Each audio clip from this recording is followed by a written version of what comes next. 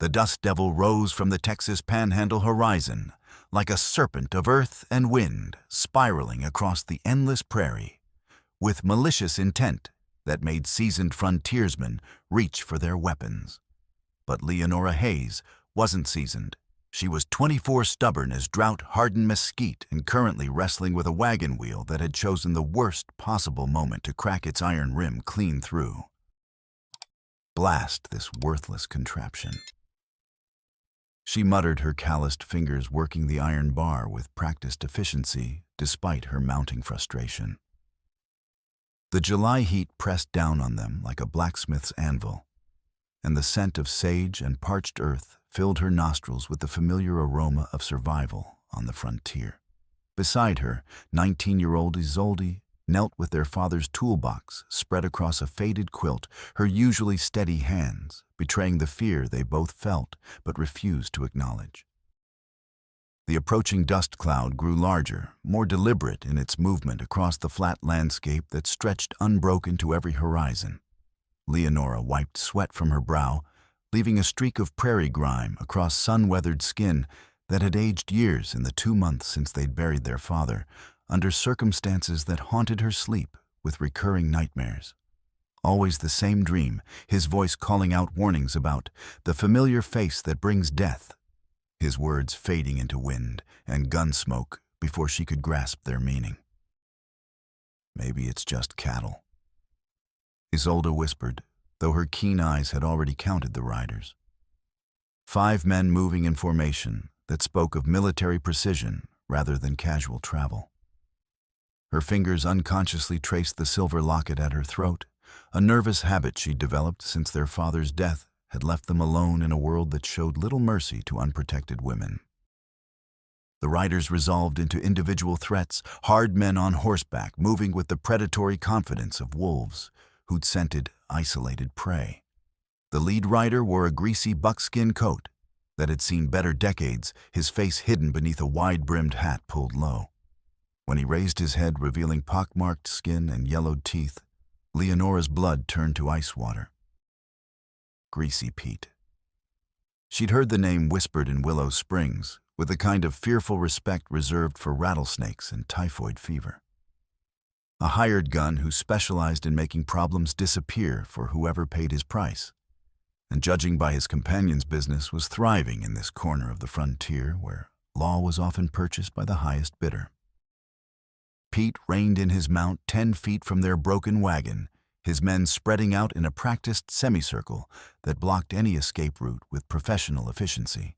The formation spoke of experience in such encounters of previous victims who'd learned too late that isolation on the Texas prairie was a luxury few could afford without consequences.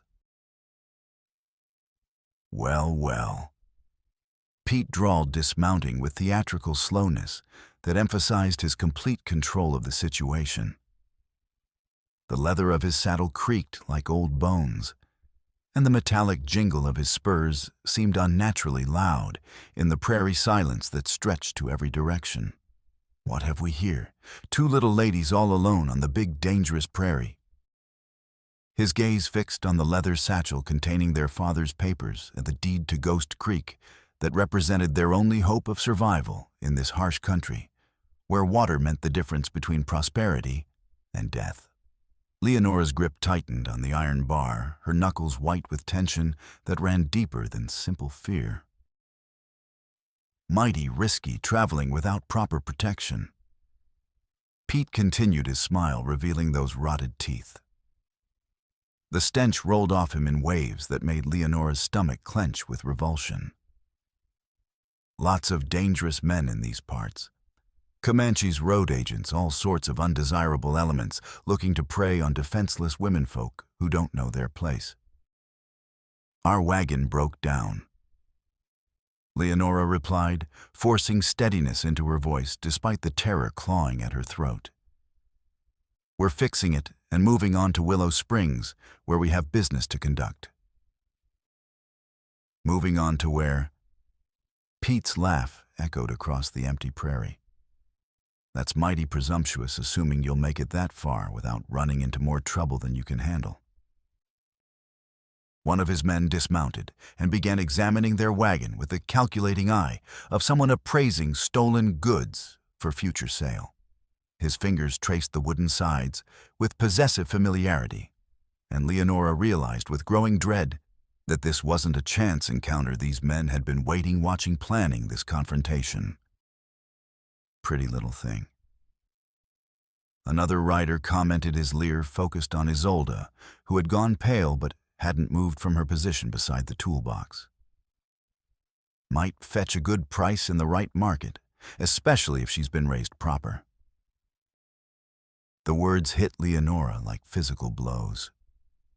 She'd heard whispers of such things, women disappearing along remote trails, sold to brothels in distant mining camps, or across the Mexican border, where questions weren't asked about reluctant merchandise. The thought of Isolde suffering such a fate sent rage coursing through her veins, burning away fear. "You touch her, and I'll kill you," she said, her voice carrying the flat certainty of absolute truth. Pete's laughter grew louder, more mocking. "With what, that rusty bar?" He stepped closer, and Leonora caught his stench, unwashed flesh, stale whiskey, and something else that reminded her of the nightmares about her father's final moments. "Now let's discuss business like civilized folk. My employer has interest in certain properties around Ghost Creek. Might be you ladies have documents pertaining to such properties." The mention of Ghost Creek sent ice through Leonora's veins. Their father's land, the water rights he'd died to protect, the deed that represented their only hope of independence. "We have nothing you want." She lied her free hand, moving unconsciously to the satchel that contained their future. "Oh, but you do," Pete replied with confidence. "See, my employer is a patient man, but patience has limits when it comes to stubborn squatters who don't know their place, especially when those squatters possess documents that rightfully belong to more deserving parties." He lunged forward, suddenly movements quick as a striking snake. The water canteen disappeared from their wagon into his grasp. Before Isolde could react, he'd seized her hair ribbon and yanked it like a horse's halter, dragging her to her feet with brutal efficiency. "Maybe a little demonstration will improve your memory about those documents." Pete snarled his free hand, producing a length of rope. "Girl makes fine collateral while we discuss terms." Leonora raised the iron bar muscles, coiled for a desperate strike, when the crack of a rifle split the prairie silence like divine thunder. One of Pete's men jerked in his saddle, clutching a bleeding shoulder as his horse reared in panic, iron shoes flashing in the harsh sunlight. From the brush 30 yards away, a figure emerged on a paint mare, a Comanche warrior, whose presence transformed the entire dynamic, like lightning changing storm clouds. His rifle spoke again with deadly precision, and another outlaw's hat went spinning through the air, the bullet passing close enough to part his hair and send him diving for cover. Pete released Isolde and spun toward this new threat, his hand clawing for his pistol with desperate urgency. But the warrior was already in motion, his mount eating up the distance with fluid grace that spoke of years spent as one with his horse. A lasso sang through the air, its loop catching Pete's horse's front legs and sending the animal crashing to its knees with bone-jarring impact. The warrior hit the ground, running his shoulders slamming into Pete's chest, with enough force to drive the breath from both men's lungs and send them rolling through the grass. They went down hard, Pete's pistol discharging harmlessly into the sky, as steel flashed, and the warrior's knife appeared, batting away Pete's weapon before the outlaw could bring it to bear. The blade caught sunlight like a promise of justice long delayed. Leonora didn't hesitate. Grabbing the bullwhip from their wagon, another of her father's tools she'd learned to use during their farming years, she lashed it across another bandit's eyes with all her strength. The braided leather opened a bloody furrow that sent him howling from his saddle, his horse bolting in terror. The remaining outlaws faced with unexpected resistance, and a Comanche warrior who fought with deadly precision decided discretion was the better part of valor. They spurred their mounts hard, abandoning Pete to his fate, rather than risk their lives for whatever Dietrich was paying them. "This ain't over," Pete roared as his men helped him back onto his horse, blood streaming from his nose. "You hear me? This ain't finished. My employer doesn't forget insults." But they were already riding hard for the horizon, leaving dust and threats in their wake. The warrior moved with efficient purpose, lifting their broken wagon wheel as if it weighed nothing, his dark eyes constantly scanning for additional threats. "We get on the wagon," he said in English that carried only the slightest accent. "They may return with more men before sunset, and this country offers few places to hide." As they approached Willow Springs, in dying evening light, the warrior Quanah, she would learn his name, rode beside their wagon like a guardian spirit made flesh. The town materialized from gathering dusk, a single main street, lined with false-fronted buildings, their windows glowing yellow with lamplight that promised civilization, but delivered something more complex and dangerous. Telegraph poles marched along the street like wooden soldiers connecting this remote outpost to the wider world, while the railroad depot squatted at the far end like a great iron beast that brought both prosperity and predators to feast on frontier dreams. Dr. Walter emerged from his clapboard office as they drew up before it, his medical bag in hand and concern etched across weathered features. His practiced eyes took in Isolde's torn sleeve and the rope burns on her wrist with efficiency born of treating similar injuries too often. "Trouble on the trail?" he asked, though evidence was clear in their disheveled appearance and the blood on Quanah's knuckles. "Road agents," Leonora replied, noting how the doctor's expression darkened. 5 of them led by a man in greasy buckskin who knew too much about our personal business for coincidence. "Greasy Pete," Dr. Walter confirmed grimly. "He's been working this stretch for months, driving off small settlers on behalf of someone with deep pockets and shallow morals. Word is he's working for Dietrich, though nobody's fool enough to say so publicly." The name hit the air like a curse, and Leonora felt ice form in her stomach despite the evening heat. Dietrich, she'd heard it whispered throughout Willow Springs, always with fear and grudging respect that spoke of power wielded without conscience.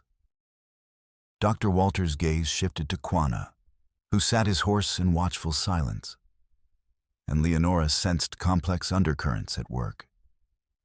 A white doctor showing respect to a Comanche warrior in a town where such respect was far from guaranteed, especially after the Red River War that had ended just 2 years ago with most Comanche bands forced onto reservations. "You have my thanks for whatever part you played in seeing these ladies to safety," Dr. Walter said with genuine gratitude. Quanah nodded once, but said nothing, his dark eyes reflecting depths of experience that included both cooperation and conflict with white settlers. Recent military campaigns had scattered his people across vast territories, leaving individual warriors to find their own paths between submission and resistance, while army patrols enforced uneasy peace. Beatrice Thompson approached from the schoolhouse, her practical gray dress and no-nonsense demeanor, marking her as the town's teacher. She carried a tin of thread and several yards of good cloth materials that would help the sisters continue their sewing work, their only income since arriving in Willow Springs 2 years ago. "I heard what happened," Beatrice said quietly. "Word travels faster than wildfire in small towns, and most gets twisted beyond recognition. You should know that Dietrich's been asking pointed questions about Ghost Creek properties, offering cash for any papers promising water rights." The confirmation hit Leonora like cold water. Their father's death hadn't been the accident. It appeared it was connected to the very document that now represented their survival. "He sent them," Isolde said quietly. "Those road agents knew about Papa's deed before we mentioned having papers.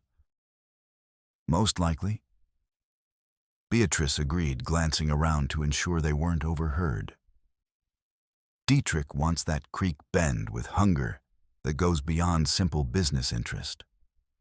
Water means everything in this country. Grazing rights transport routes the difference between prosperity and failure. But there's something about Ghost Creek specifically that has him fixated in ways that don't make sense for just another water source. County Sheriff Otto appeared as if summoned by their conversation, his badge catching lamplight as he approached with deliberately casual steps. Otto was a weathered man who'd learned to read political winds, aligning himself with whoever held the most power while maintaining the appearance of impartial law enforcement. Orcal heard there was excitement on the trail. Otto said, his pale eyes studying each of them with calculating gaze. Road agents was a terrible thing preying on defenseless travelers. His gaze lingered on Quanah with obvious suspicion that carried undertones of racial prejudice. Unusual for a Comanche to involve himself in white folks' troubles, especially these days when most of your people are supposed to be settled on reservations up north. Unusual for white folks to show proper gratitude for such timely assistance. Quanah replied evenly, his tone respectful but carrying an undercurrent of steel. Otto's hand moved closer to his pistol in a gesture both casual and threatening. You watch your tone, Redskin. This is a civilized county with civilized laws, and I'm the man responsible for enforcing those laws. Dr. Walters stepped between them with moral authority that made him valuable to everyone, regardless of politics or prejudices. Sheriff, these ladies have been through quite enough without additional harassment. Perhaps you could focus on finding the actual criminals instead of questioning their rescuer. Otto's jaw worked as he chewed over a response that wouldn't make him appear unreasonable. I'll need a complete report, he finally said grudgingly. Full details about these road agents, their weapons, their horses, their exact words. Every particular you can remember. Leonora provided the requested information while carefully omitting any mention of Pete's specific interest in their father's papers. Some instinct warned her that Otto's loyalties might not align with justice, especially where Dietrich's interests were concerned. The sheriff's questions seemed designed more to gather intelligence than pursue criminals, and his obvious dissatisfaction with her carefully edited account suggested he'd been hoping for information that might benefit someone other than the victims. As Otto departed with obvious reluctance, Quanah prepared to leave as well, understanding that his continued presence attracted dangerous attention. Where will you go? Leonora asked, surprised by her reluctance to see him disappear. I trade horses and goods along old Comancheria trails when business requires travel, he said carefully. There are places where a man can find honest work without too many questions about his particular circumstances. Will we see you again? Quanah's dark eyes studied her face with intensity that seemed to look through surface appearances to something deeper. Perhaps. The prairie is vast, but safe places grow fewer each year, as settlement advances with its own forms of danger and corruption. After he'd ridden into darkness, Leonora and Isolde made their way to the small shack they rented behind Peterson's general store. The building wasn't much rough planks, dirt floor, and a single window covered with oiled paper, but it represented independence in a world that offered few alternatives to women without male protection. More importantly, it housed their sewing business, the enterprise that allowed them to earn honest money, taking in mending and alterations, while maintaining their dignity and avoiding the kinds of dependence that could prove more dangerous than poverty itself. As they settled into evening routine, securing their position against night's dangers, Isolde voiced the fear they both carried. They'll be back, won't they, Pete and his men, or others like them? Yes, Leonora admitted, unable to offer false comfort. But we're not the same women they attacked today. We have allies now, and we understand what we're facing instead of stumbling blind through dangers we couldn't name. She touched the leather satchel containing their father's deed to Ghost Creek, the document that had already cost one life and might yet cost them their own. But it also represented their only hope of security in a county where power belonged to those willing to take it by whatever means necessary. Outside their thin walls, Willow Springs settled into its nightly rhythms of drinking, gambling, and rough entertainment that frontier towns provided to men with money and few scruples. But Leonora knew their troubles were just beginning to unfold. Dietrich hadn't built his empire by accepting defeats gracefully, and men like Greasy Pete didn't abandon profitable enterprises without compelling reasons. The sisters had won a skirmish, but the war for their survival and their father's legacy was entering a new phase where stakes would only grow higher and more deadly. The attack came in the deepest hour before dawn on July 18th, when exhaustion made even vigilant sentries vulnerable to mistakes that could prove fatal in country where death stalked the careless with patient hunger. Leonora jerked awake to the soft scrape of boots on packed earth outside their shack, a sound so subtle it might have been mistaken for natural settling by anyone less attuned to danger's rhythms. She touched Isolde's shoulder with practiced silence, waking her sister without words or sudden movements that might alert whoever prowled outside their fragile sanctuary.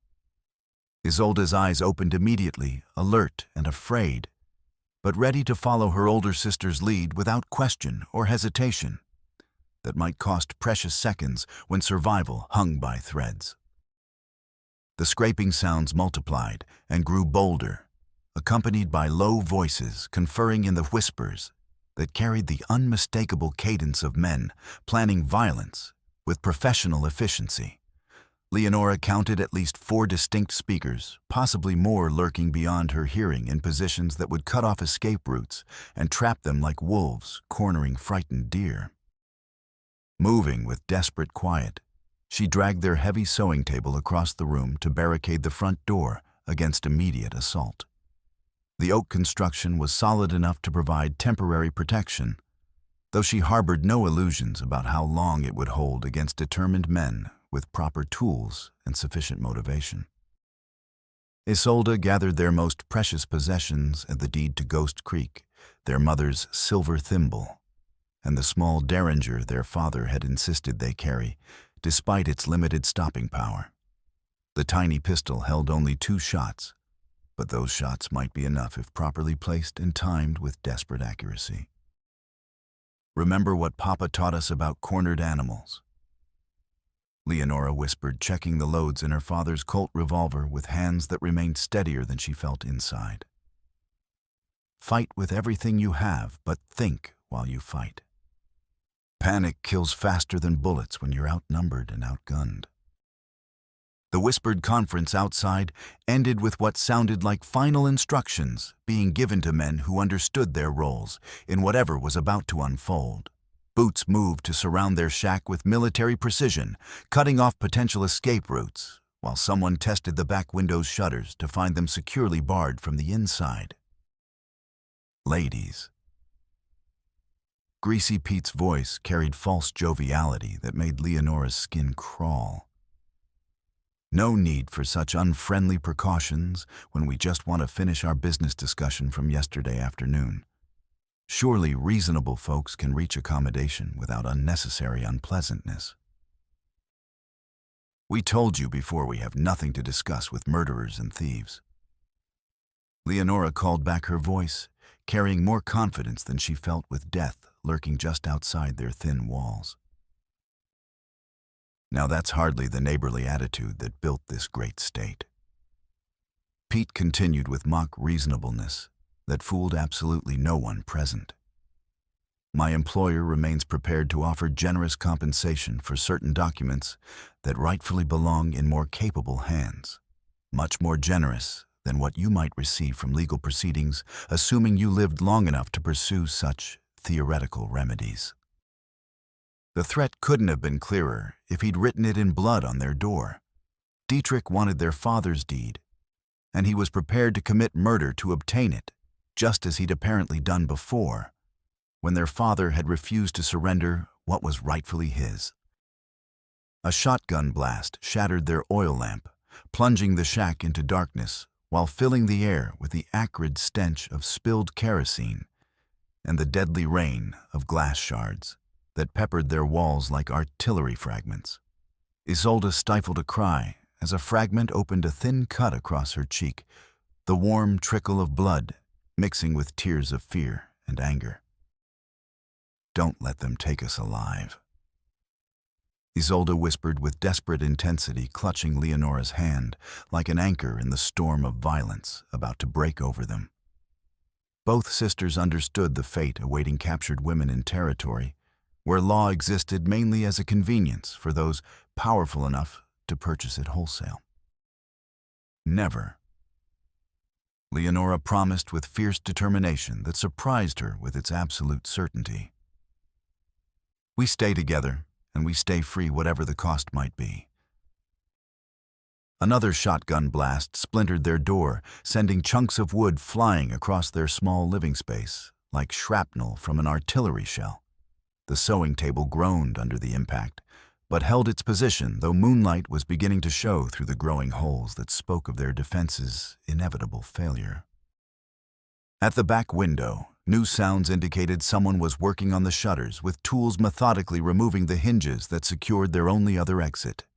Pete's frontal assault was clearly meant to distract them, while another man gained entry from behind a tactic that had probably worked many times before against less prepared victims. The rear shutter fell inward with a crash that seemed to shake the entire structure, letting in moonlight that silhouetted a familiar figure climbing through with fluid grace.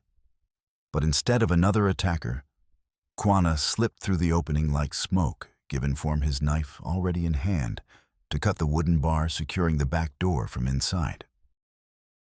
"This way," he whispered urgently, indicating the exit he'd prepared, while Pete's men concentrated their attention on the front of the building.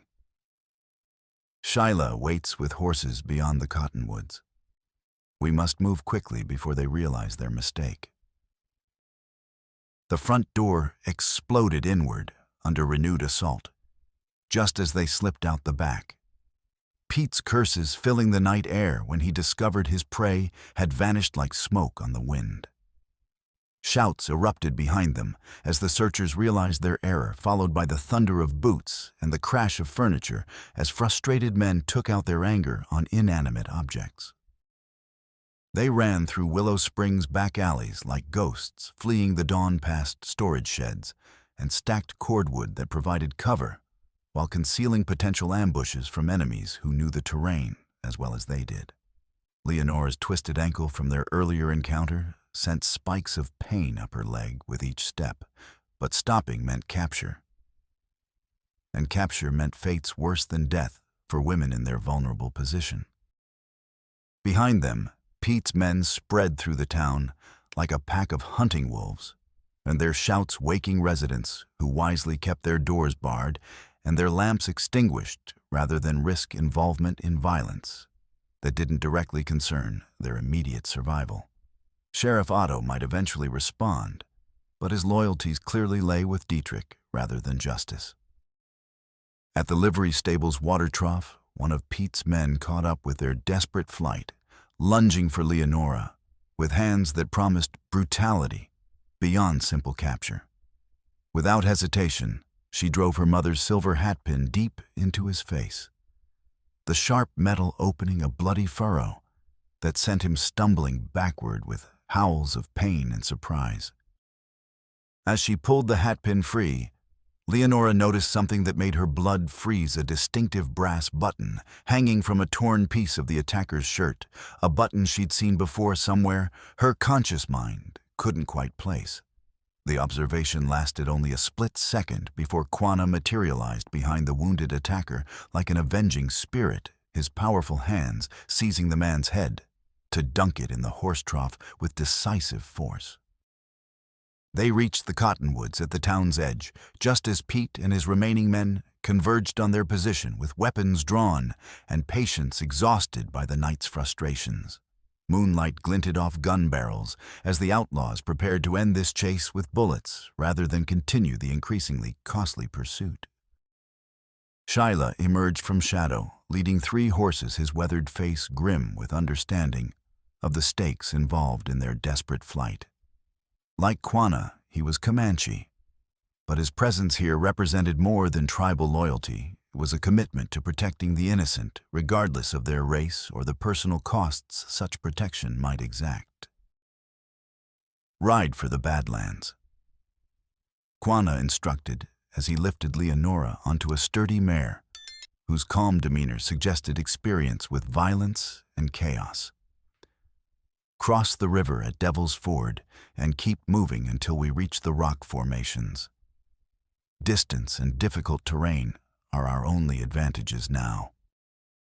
The thunder of hooves on hard-packed earth echoed across the prairie as they fled Willow Springs, with bullets whining overhead like angry hornets seeking blood. Pete's curses followed them into the darkness, promising retribution that would make their previous troubles seem like gentle disagreements between reasonable neighbors. At the river crossing, their horses splashed through water that reflected stars, like scattered diamonds, the sound of their passage mixing with more gunshots from pursuers whose accuracy suffered from darkness and distance. By the time Pete's men reached the ford, their quarry had vanished into terrain that favored those who knew its secrets over those who relied solely on numbers and firepower. But escape from immediate death didn't solve their larger problem. Dietrich's resources and determination far exceeded their own, and his patience was clearly reaching its limits. The next confrontation would likely be decisive, with no quarter given or expected from either side, in a conflict that had moved far beyond simple property disputes into matters of life-death, and the fundamental question of whether justice could survive in a county where money and violence spoke louder than law. Dawn of July 19th brought no relief from their troubles, only harsh clarity about the forces arrayed against them as Sheriff Otto arrived at the river crossing with a full posse, whose loyalty belonged more to Dietrich's gold than county law. The sheriff's badge caught morning sunlight as he studied the muddy tracks left by their midnight flight, his pale eyes calculating distances and possibilities with the cold precision of a predator.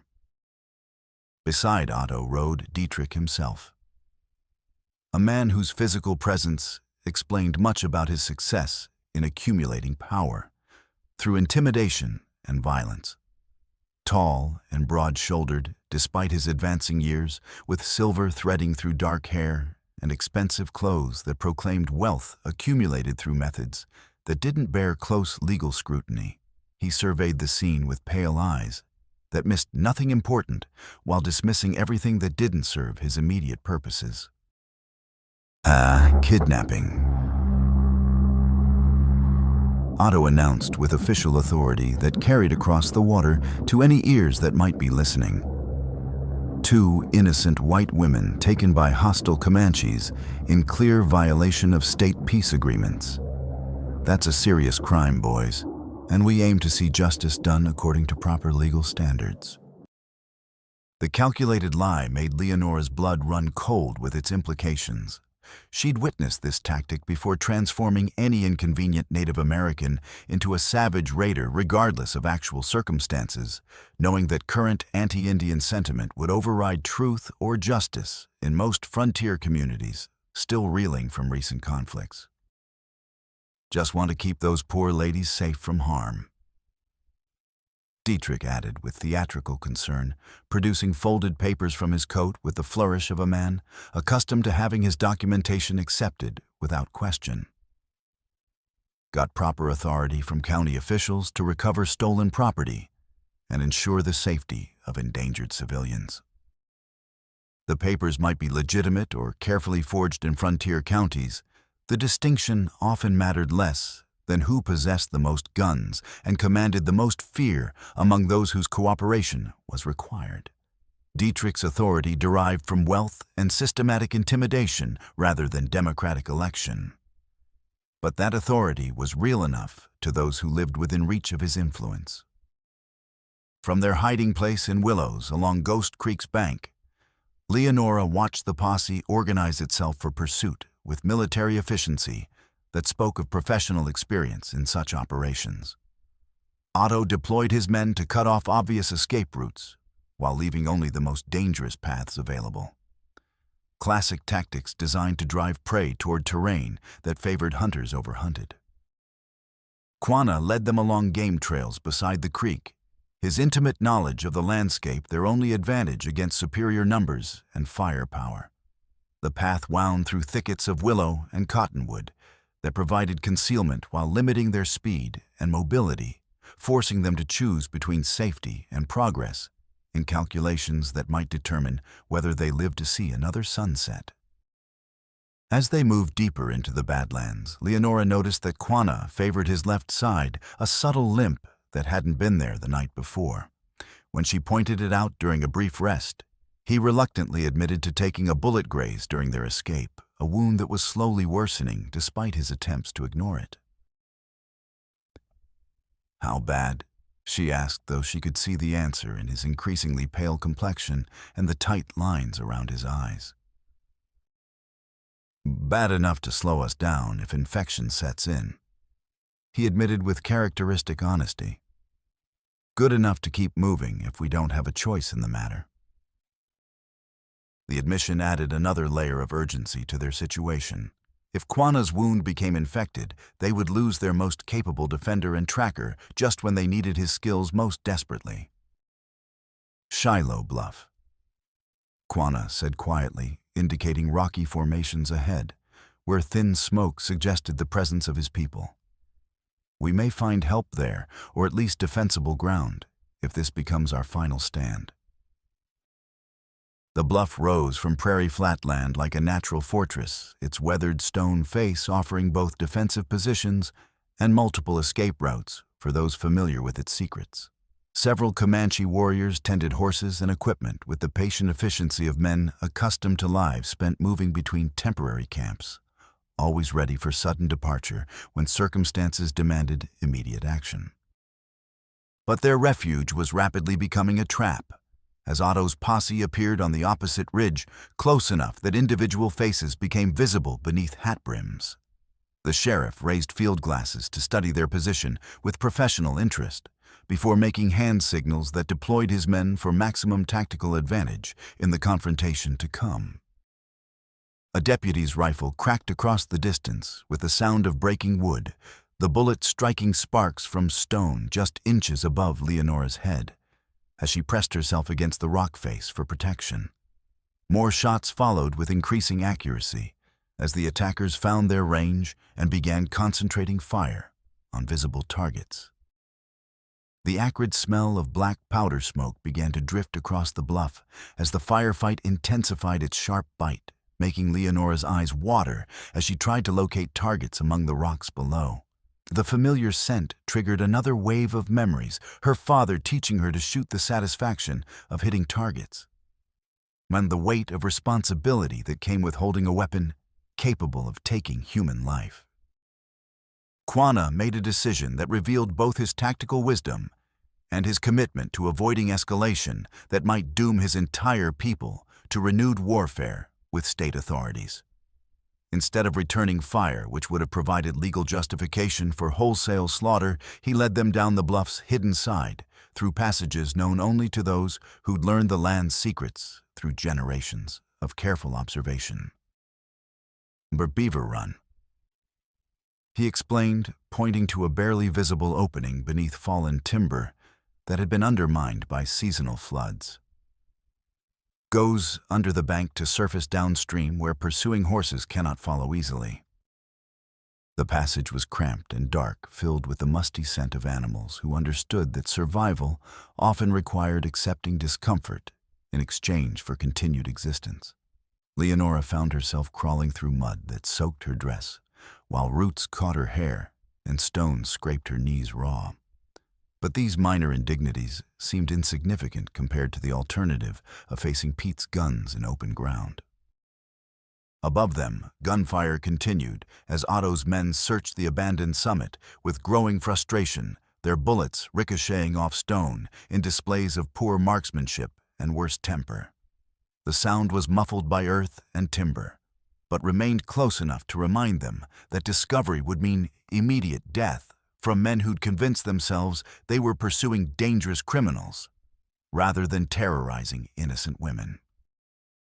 They emerged downstream under an overhang of eroded clay that concealed their exit from observation by anyone not specifically looking for hidden passages. The creek gurgled past their temporary sanctuary, its surface occasionally disturbed by bullets that found water instead of intended targets, while Otto's search continued above. Where the hell did they disappear to? The deputy's frustrated voice carried clearly in still air, his words revealing both professional disappointment and personal anger at being outmaneuvered by quarry he'd expected to capture easily. Comanches know this country better than we know our own backyards. Otto replied with grudging respect for enemies whose skills he couldn't afford to underestimate. But they need food and water, same as anyone else. We'll have them cornered at Copper Gulch before the week's out, assuming we can keep them from reaching outside help. Dietrich's response carried implications that chilled Leonora's blood, despite the morning heat beginning to build along the creek bottom. See that you do, Sheriff. My patience with this situation has reached its absolute limits, and continued delays will have consequences for everyone involved in this fiasco. The threat was delivered with conversational calm that made it more frightening than shouted anger would have been. Otto's position clearly depended on producing results that served Dietrich's interests, and failure would mean more than professional embarrassment. It would mean finding new employment in a county where Dietrich's influence reached into every corner of legitimate business and several corners of activities that weren't quite so legitimate.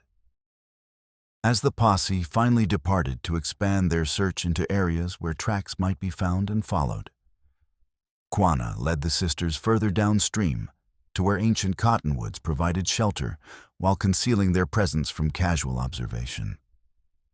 His knowledge of the terrain proved invaluable. Every game trail, every hidden ford, every defensible position seemed familiar from years of travel throughout this harsh but beautiful country.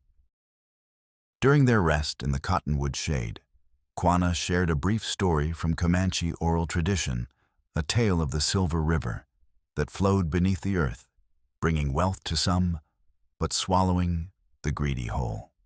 His dark eyes held meaning beyond the simple words as he spoke of how the spirits of the water judged those who sought to possess what belonged to all living things. "Why are you risking so much to help us?" Leonora asked during a brief rest in shade that felt precious after their terrifying morning flight. "Your people have troubles enough without taking on ours as well." Quanah's dark eyes reflected pain that went deeper than physical wounds, shadows that spoke of losses too great for easy discussion, but too important to remain completely buried. 3 winters passed, soldiers came to our winter camp, while warriors were away hunting buffalo. My sister was there when the attack came, younger than Isolde, bright as morning stars, gentle as spring rain after drought. The simple words carried weight that made Leonora's throat tighten with sympathetic grief. I couldn't protect her. He continued with difficulty that revealed how deeply the failure had scarred his warrior's soul. Failed in the most important duty a brother owes his family. Perhaps helping you helps balance scales that have been weighted with guilt too long. But you haven't failed us, she said quietly, meaning every word despite their continued danger. Not yet, he replied, scanning horizons for signs of renewed pursuit. But Otto speaks truth about Copper Gulch. If Dietrich controls those approaches, our options for reaching legal sanctuary become very limited indeed. The conversation was interrupted by Isolde's sudden observation, her sharp eyes having noticed details that escaped others' attention.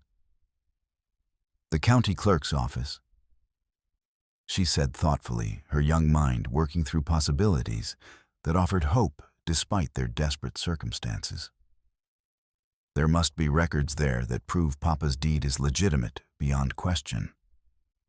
If we could reach the district judge with evidence that can't be disputed. Judge Morrison won't arrive for another 2 weeks. Leonora pointed out, though she felt hope stirring despite rational objections. Dietrich won't give us 2 days, much less 14, to prepare some kind of legal defense. But her sister's suggestion had planted seeds in ground, made fertile by desperation, and watered by the blood of those who'd already died in this conflict. Legal resolution remained theoretically possible if they could survive long enough to pursue it, and if they could gather evidence strong enough to overcome Dietrich's wealth and political connections. That evening, as they prepared to leave their temporary refuge under cover of darkness, Shyla brought disturbing news from his reconnaissance of the surrounding area. Otto had expanded his manhunt beyond official law enforcement, deputizing additional men from Dietrich's ranch and several neighboring spreads, whose owners owed the cattlemen various debts and favors. More troubling still, word was spreading throughout the county that the fugitives had stolen horses and threatened white women lies designed to turn every settler against them, while providing legal justification for whatever violence might follow. In a region where Indian raids were still fresh in collective memory, such accusations would make them targets for any armed citizen who encountered them. Time grows short. Shyla observed in his careful English, his weathered face grave with understanding of their deteriorating position. Many riders searched now, soon nowhere safe to hide from so many eyes and guns. Their first victory had been temporary, and their escape merely postponing the inevitable confrontation that would determine whether justice or corruption prevailed in this corner of the frontier. Dietrich's resources and influence were gradually tightening around them like a noose, and every hour brought new dangers from unexpected directions. The war for Ghost Creek had entered a new phase, one where survival itself had become the primary objective, and survival seemed increasingly unlikely against such overwhelming odds. Yet they had no choice but to continue fighting, for surrender meant death as surely as defeat in battle, and perhaps less honorably. Beatrice Thompson had always prided herself on thinking 3 steps ahead of any problem that threatened her students or her community. But the current situation demanded planning that reached far beyond her usual concerns about curriculum and classroom discipline. The schoolhouse cellar, hastily converted into a hiding place for dangerous fugitives, felt inadequate for the magnitude of what they were attempting to accomplish. But on the morning of July 21st, as she made her way to the land office for what she hoped would be a crucial meeting with Arthur McKenna, Beatrice discovered that her own carefully laid plans were about to encounter an unexpected betrayal that would test her faith in human nature and her commitment to justice. The man waiting in McKenna's office introduced himself as James Harrison, claiming to be an old friend of Beatrice's from her teaching days in Austin. He was well-dressed, articulate, and carried himself with the confidence of someone accustomed to being believed without question. But something in his eyes, a calculation too cold for genuine friendship, set off alarm bells in Beatrice's mind. "Such a pleasure to see you again, after all these years," Harrison said with a smile that didn't quite reach his eyes. "I happened to be in the area on business and heard about your interesting situation with those poor Hayes sisters. Terrible thing what they've been through." McKenna seemed nervous in Harrison's presence, his usual anxiety amplified to the point where his hands shook as he handled documents. "Mr. Harrison has been very helpful in clarifying some of the irregularities in the Ghost Creek survey records." He said, his voice carrying an undertone that suggested he was repeating words he'd been coached to deliver. "Arthur's scared as a rabbit in a room full of hawks," Beatrice had reported to the sisters just days before. But now she realized the land agent's fear had found a new and more immediate source. Harrison's presence here at this crucial moment was no coincidence. He was working for Dietrich, sent to intercept and corrupt whatever evidence they might gather about Ghost Creek's true value. The irregularities Arthur mentioned are quite fascinating. Harrison continued smoothly. It seems your father discovered something rather significant about the mineral rights attached to his property. Silver deposits, if the old survey reports are accurate. The revelation should have been welcome news, but coming from Harrison's lips, it felt like poison wrapped in silk. Beatrice's sharp mind immediately grasped the implications. If Dietrich's agent knew about the silver, then their enemy was several steps ahead of them in a game where the stakes kept growing higher. Of course, such valuable information requires careful handling, Harrison added with false concern. Wouldn't want it falling into the wrong hands. Would we people might get hurt if they tried to pursue claims they weren't equipped to defend. The threat was delivered with such polished elegance that McKenna almost missed its significance. But Beatrice understood perfectly. Harrison was offering them a choice: cooperate with Dietrich's plans and receive a small portion of the silver's value, or continue their resistance and face the consequences of challenging a man who commanded resources they couldn't hope to match. But as Harrison continued speaking, Beatrice noticed something that made her blood run cold. On his vest, partially concealed by his coat, was a brass button identical to the one Leonora had described from her encounter with Pete's man at the water trough. The same distinctive craftsmanship, the same unusual design evidence of a connection that went deeper than mere business association. The sight of that button triggered memories of conversations she'd had with McKenna weeks earlier, discussions about survey irregularities that had seemed academic at the time, but now took on sinister significance. Harrison had been asking the same questions then, though he'd identified himself differently and claimed to represent a mining consortium from Colorado. "I'm afraid I can't help you with whatever scheme you're proposing," Beatrice said carefully, her teacher's instincts warning her to gather more information before making any decisive moves.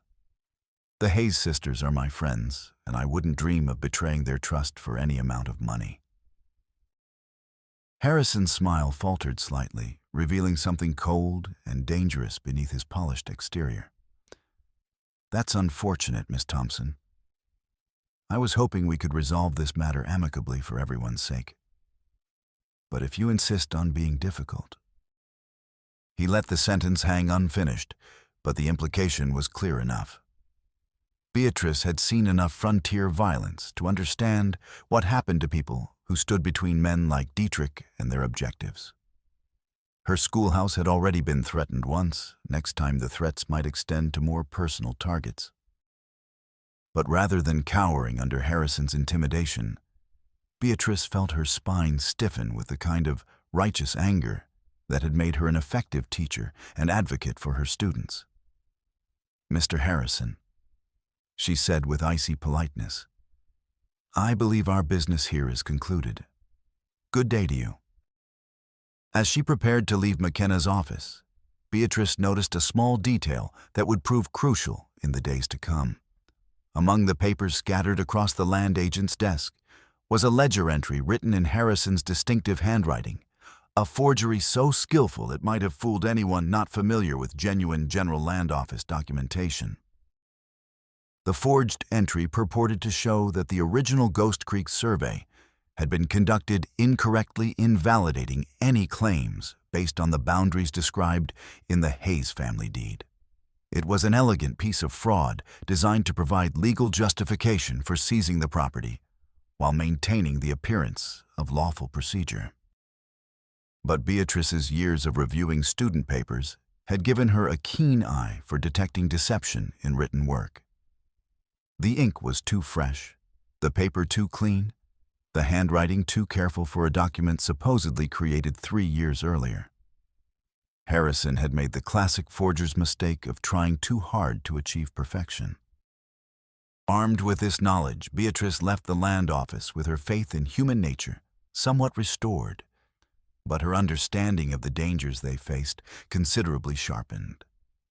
Harrison's betrayal had revealed the scope of Dietrich's planning, while also providing them with evidence of fraud that might prove useful in legal proceedings if they lived long enough to present their case to proper authority.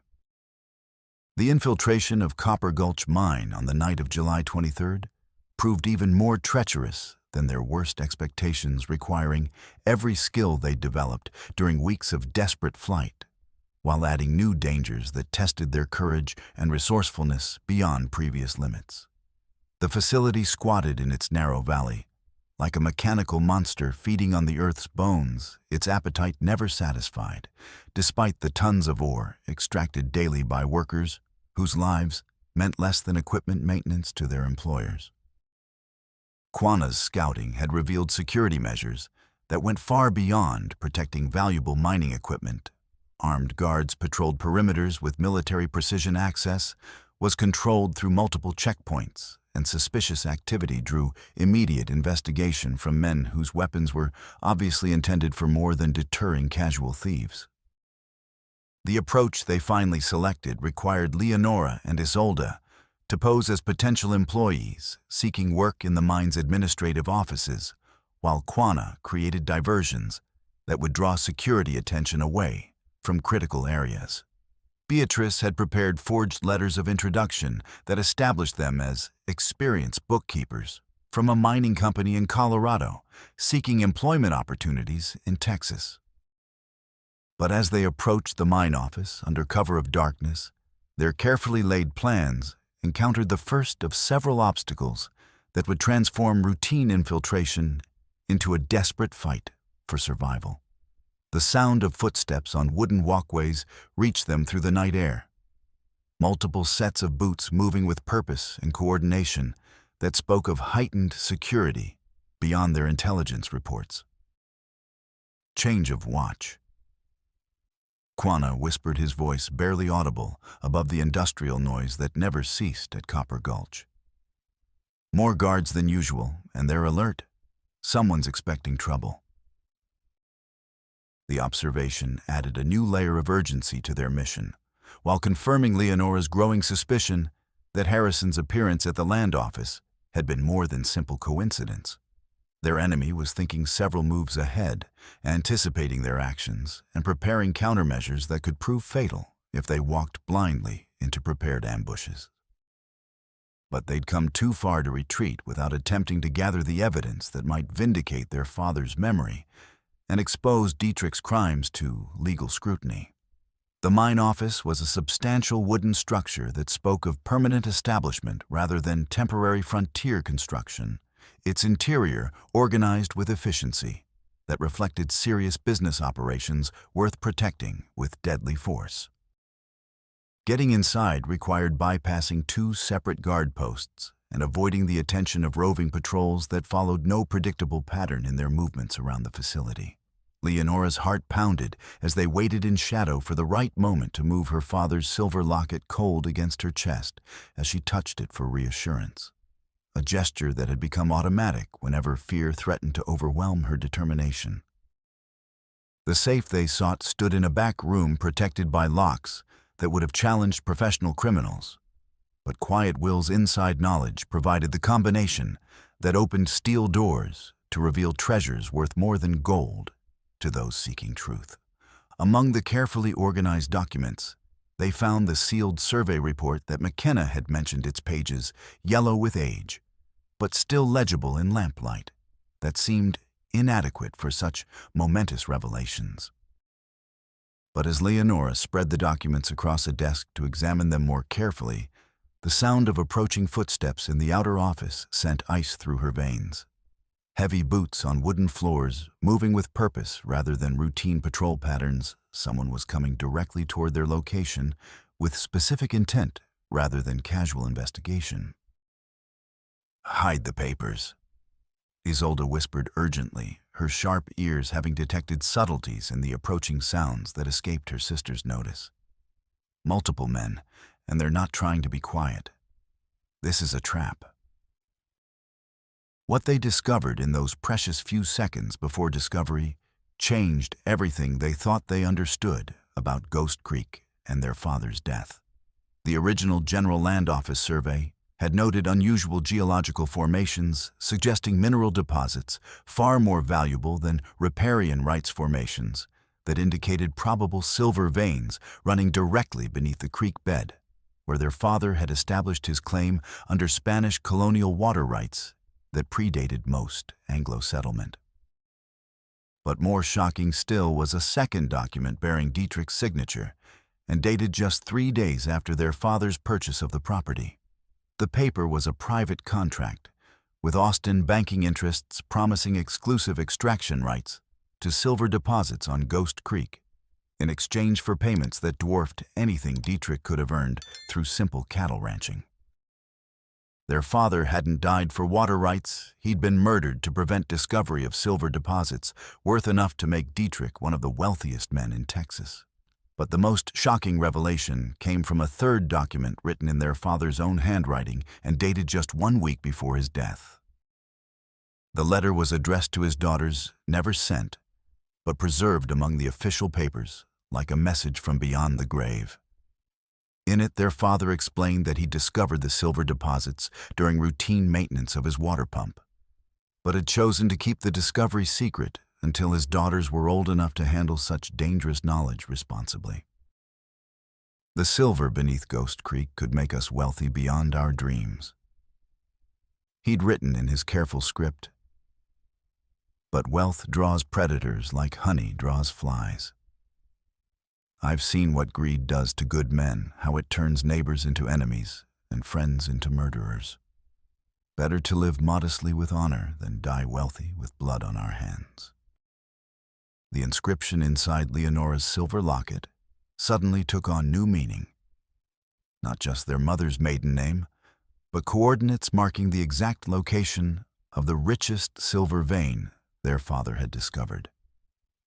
He'd hidden the information in plain sight, trusting that his daughter's intelligence would eventually uncover the truth while protecting them from immediate danger.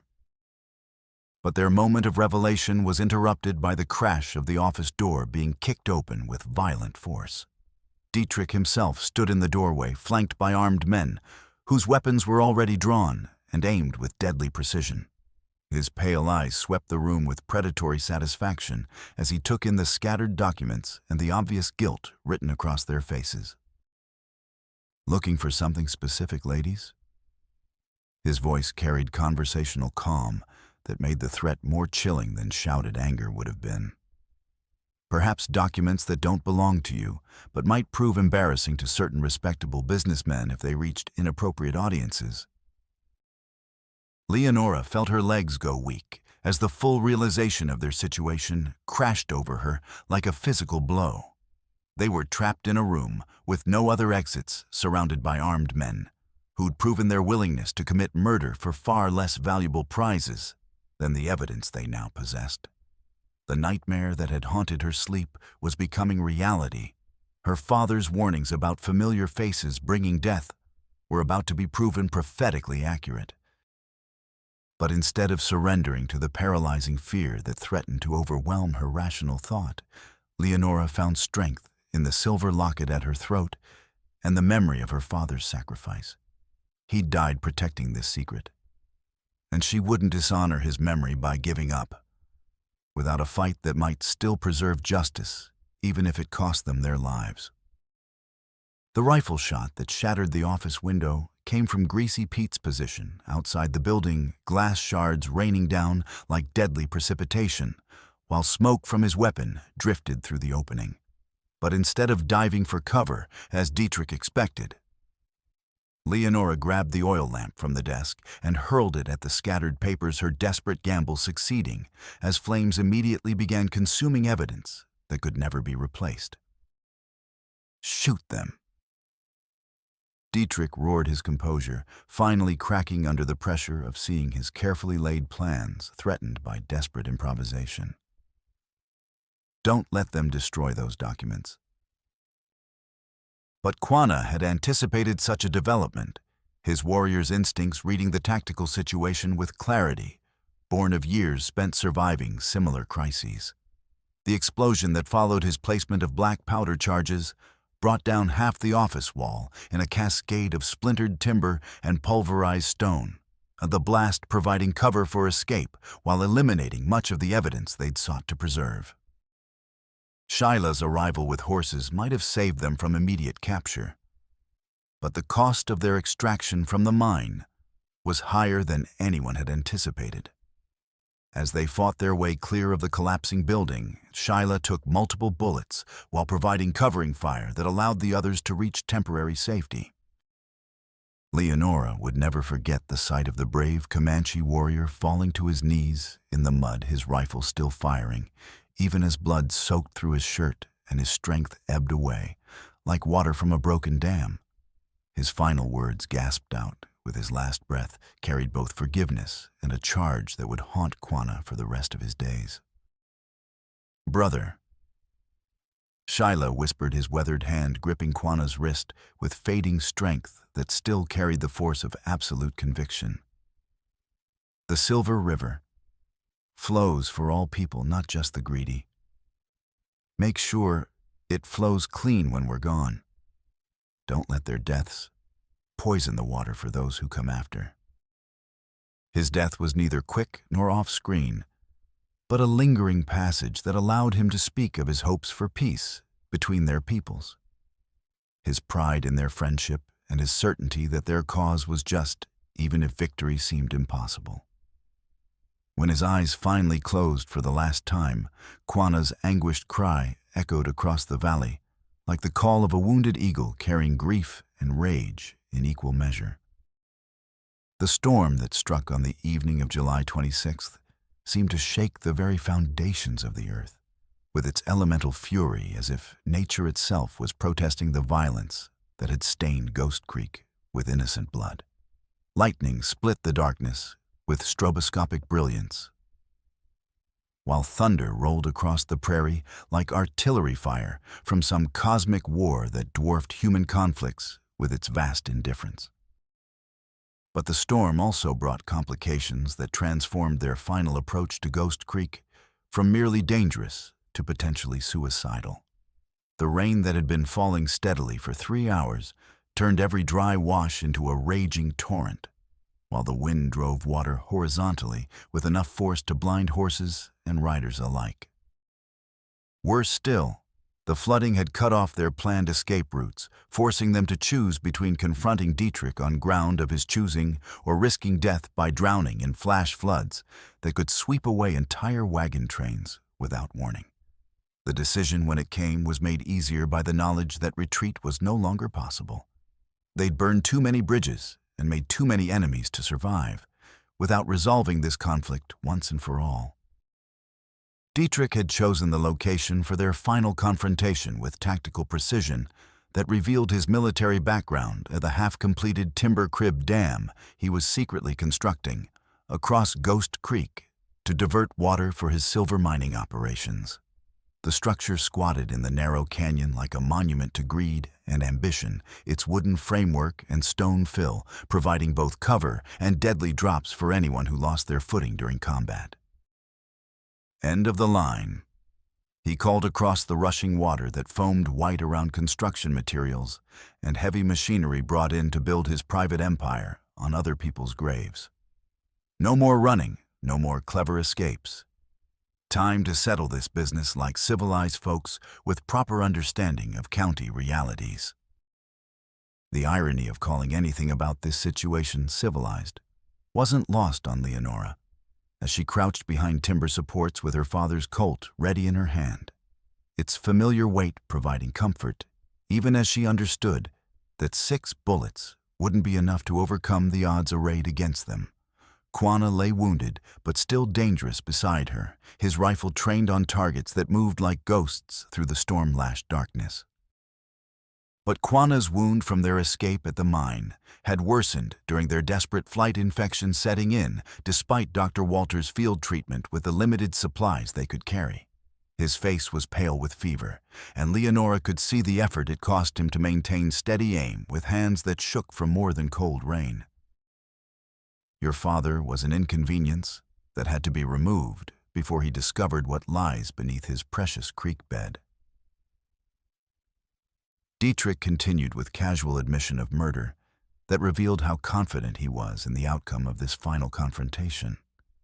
Silver deposits worth more than all the cattle in Texas, but they require water diversion that his riparian rights would have prevented through legal challenges. The confirmation of what they'd suspected made Leonora's blood burn with rage that overcame fear and caution, driving her to take risks that reason would have counseled against in calmer moments. But reason had little place in conflicts where justice warred with corruption, while innocent blood cried out for vengeance from graves too shallow to contain the magnitude of crimes committed. As the battle intensified around the dam's superstructure, Isolde made a discovery that would prove crucial to their survival. Her sharp eyes, trained by years of careful sewing work to notice details others missed, spotted something wrong with the dam's construction gaps in the timber cribbing that suggested structural weaknesses deliberately built into the design.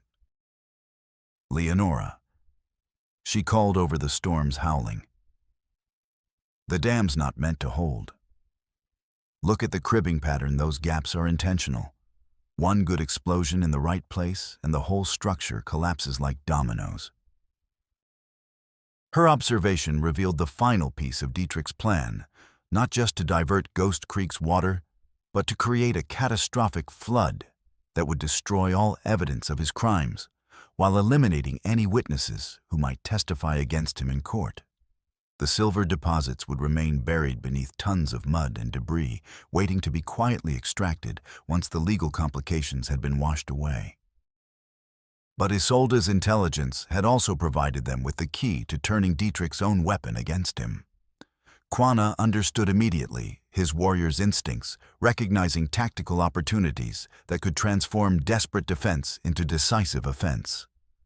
But his wounded condition would make the dangerous mission nearly impossible to complete. "The powder magazine," he said through gritted teeth that revealed the cost his infection was exacting on his strength and concentration. "Stored in the equipment shed to keep it dry from the rain. One good charge in the right place." The plan that crystallized in those moments was as desperate as it was dangerous, requiring split-second timing and a willingness to risk everything on a single throw of dice that might come up either victory or death. But it also required someone to make an impossible choice: complete the mission to destroy the dam, or save Isolde from Pete's renewed assault as the outlaw emerged from cover with murder in his eyes. Quanah's decision came without hesitation, his sense of honor overriding tactical considerations as he threw himself between Pete and Isolde, despite knowing that his wounded condition made him vulnerable to counterattack. The two men went down in a tangle of violence that rolled dangerously close to the dam's edge, Pete's knife seeking vital organs, while Quanah's failing strength gradually gave way to his opponent's desperate fury. It was Leonora who completed the mission, her father's training with explosives serving her well as she placed the black powder charges with precision that would bring down the dam's key supports. The explosion, when it came, was visible for miles across the storm-swept prairie as tons of timber and stone were lifted into the air by forces that briefly rivaled the storm itself in their destructive power. Dietrich's scream was cut short as the platform beneath his feet disintegrated, dropping him into floodwaters that showed no more mercy to corrupt humans than to any other debris caught in their path. His empire died with him in the churning brown torrent that reclaimed Ghost Creek for the natural forces that had shaped the land long before humans arrived with their schemes and ambitions. But victory came with costs that would haunt the survivors for years to come. Pete's final act of violence had been to drive his knife deep into Quanah's side, a wound that proved mortal, despite Leonora's desperate attempts to stem the bleeding with strips torn from her dress. The brave Comanche warrior, who had risked everything to help strangers, died as dawn broke over the flooded canyon, his hand clasped in Leonora's, as his spirit departed for whatever realm awaited those who died in defense of justice. His final words were a request that echoed Shyla's last message. that his death serve some purpose beyond mere vengeance, that it contribute to peace rather than perpetuating cycles of violence that had claimed too many lives on both sides of the cultural divide that separated his people from hers. District Judge Morrison's circuit court session in Willow Springs on August 15th was both anticlimactic after the drama of their final confrontation and crucially important for establishing legal precedent that would protect future settlers from similar predations. The evidence they'd managed to preserve from the mine office fire was overwhelming survey reports, witness testimony from Quiet Will and Dr. Walter, and physical proof of Dietrich's systematic fraud that had corrupted county administration for years. The court finds that the defendants engaged in a conspiracy of murder fraud and terrorism designed to steal mineral rights through violence and intimidation. Morrison declared in his formal judgment that would be recorded in county records for posterity. Such crimes represent assault on the legal foundations that enable civilized society to exist in frontier counties, and the penalties must reflect the magnitude of offenses committed.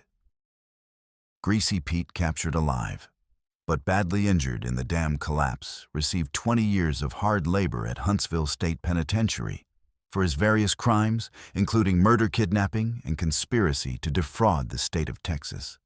Sheriff Otto was stripped of his badge and sentenced to 5 years in state prison for corruption that had made Dietrich's empire possible, though his cooperation with federal investigators earned him consideration for early release. Other conspirators were dealt with according to their degrees of complicity, but the main architect of the scheme was beyond human justice, claimed by natural forces that showed no favoritism to wealth or station. Harrison's carefully forged documents were exposed and entered into evidence as examples of the fraud that had nearly succeeded in stealing the Hayes sisters' inheritance. The validation of their father's deed was accompanied by recognition of their rights to mineral extraction that would make them wealthy beyond frontier standards. But Leonora found herself thinking more about responsibility than riches as she stood outside the courthouse where justice had finally been served. The silver beneath Ghost Creek represented an opportunity to build something lasting and beneficial for the entire community, rather than simply enriching themselves at others' expense. Quiet Will's confession had been the key evidence that convinced Judge Morrison of the conspiracy's scope and malicious intent.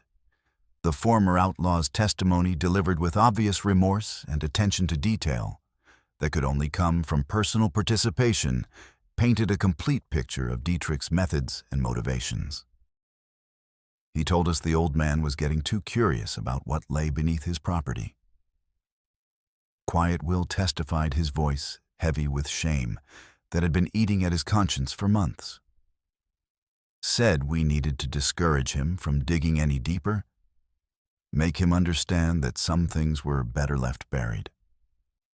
But when Hayes refused to be scared off, when he kept asking questions about the mineral rights attached to his deed. The confession continued with details of how Dietrich had lost his temper at their father's stubborn insistence on his legal rights. How the pearl-handled Colt had appeared in the cattleman's hand, how the single shot had ended a life whose only crime had been seeking to understand what he legally owned.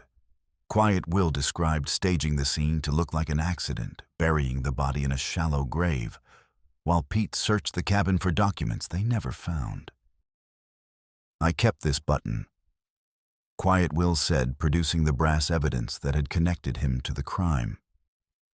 Pried it loose from the mud that night, thinking maybe someday I'd find the courage to do what's right instead of what's profitable. Mr. Hayes was a good man who died for asking honest questions about his own property. That ain't right, and it ain't justice.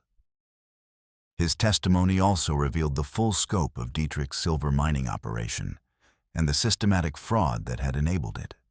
The cattleman had been secretly extracting silver from Ghost Creek for almost a year, using his political connections to suppress any official investigation, while building the infrastructure needed for large-scale mining operations. The General Land Office records showed that Dietrich had attempted to file mineral claims on the property multiple times, only to be blocked by their father's prior rights under Spanish colonial law that predated Texas statehood. The murder had been planned as a solution to this legal obstacle, with the forged survey documents prepared in advance to justify seizing the property once its original owner was no longer alive to contest the theft. But perhaps the most shocking revelation came from Dr. Walter's medical testimony about the extent of violence that had surrounded Dietrich's operations. The physician presented evidence of multiple unexplained deaths and disappearances over the past 3 years, none involving people who had asked inconvenient questions about mineral rights or water usage in the Ghost Creek area. The pattern is unmistakable. Dr. Walter testified with clinical precision that made his words even more chilling. Anyone who threatened to expose Mr. Dietrich's illegal mining operations faced intimidation, violence, or worse.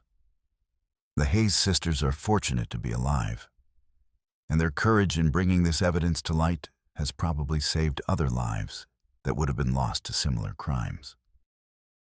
The silver mine that opened 6 months later under new management was the first in Texas to implement profit-sharing arrangements with its workers, providing employment opportunities that helped heal some of the wounds left by years of conflict and mistrust. Leonora's decision to establish fair wages and safe working conditions attracted skilled miners from across the Southwest, while her insistence on hiring workers regardless of their race or background challenged social conventions in ways that proved both profitable and progressive. Beatrice became the mine's first teacher, establishing a school that served families of all colors while providing education that went beyond basic literacy to include practical skills needed for advancement in mining operations and related industries. Her curriculum included instruction in English and Spanish mathematics and accounting and basic engineering principles that would help students understand the technical aspects of mining work.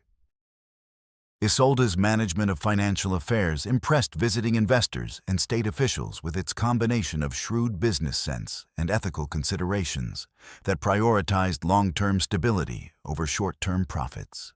Her innovations in record-keeping and inventory management became models that other mining operations throughout Texas would eventually adopt.